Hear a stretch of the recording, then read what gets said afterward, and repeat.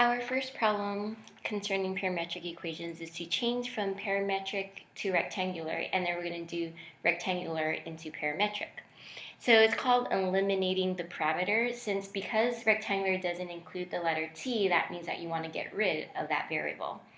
So I wrote down the two different properties to use in order to solve for your parametric and convert it.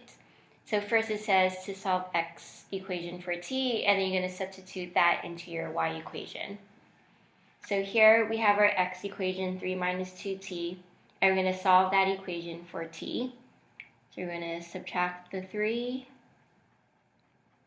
and then divide by the negative 2.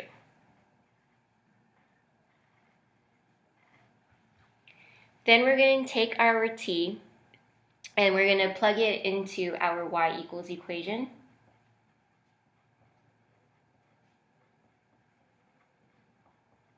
And we're just going to simplify and solve for y. So you have y equals 2 plus 3x minus 9 all over negative 2.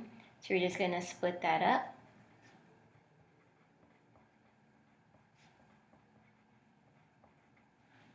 So we have the equation y equals negative 3 over 2x. And then we're going to add 9 over 2 plus 2, which is 13 over 2. So here's our rectangular equation that we know that it's an equation of a line. So that means the properties of this would be your slope is negative 3 over 2, and your y-intercept starts at 0, 13 over 2. So we're going to check to make sure that our parametric equation is about the same as our negative 3 over 2x plus 13 over 2 equation by looking at our calculator. So remember, it's not going to graph the entire parametric because it always starts at time 0, t equals 0. So in order to type in your parametric equation, you're going to change your mode to parametric, so PAR, enter. And then under y equals, you see that it's set up as your x equals equation and your y equals equation. So you're going to type in 3 minus 2t and 2 plus 3t.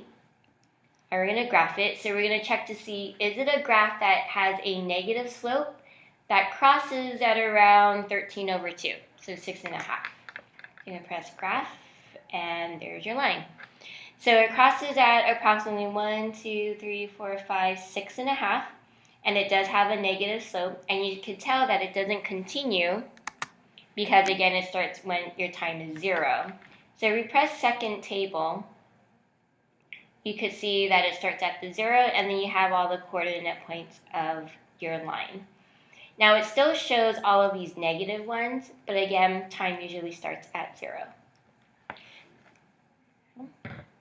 So now you're going to do your first Schoology assessment, your 9.5 example number 1.